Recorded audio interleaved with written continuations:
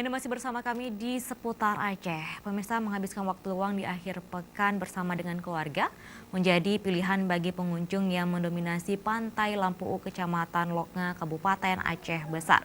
Hiburan tepi pantai ini menjadi ajang berkumpul bersama keluarga, tidak terkecuali bagi semua kalangan setelah seminggu disibukkan dengan berbagai aktivitas.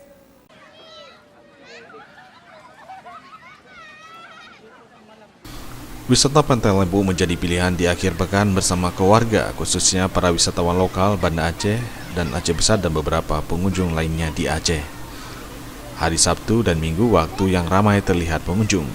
Pantai Lampu terlihat sangat eksotis, pantainya yang putih ramai dikunjungi oleh kaula muda. Semua kalangan, keluarga dan wisatawan dari luar daerah berkunjung ke pantai ini. Biasanya waktu ramai pengunjung pada sore hari, dari jam 3 hingga jam 5 sore. Pemandangan laut yang indah disuguhkan pemandangan gunung yang hijau tidak kalah menariknya. Bagi pengunjung yang membawa keluarga, khususnya anak-anak, cukup menikmati mandi laut yang diawasi oleh orang tuanya sambil bermain air yang terlihat cukup jernih dengan pasir putihnya. Di pinggiran pantai terlihat pondok-pondok kecil dengan menyajikan makanan laut dan kelapa muda. Hiburan yang cukup alternatif bagi keluarga di akhir pekan. Tim Liputan Aceh TV.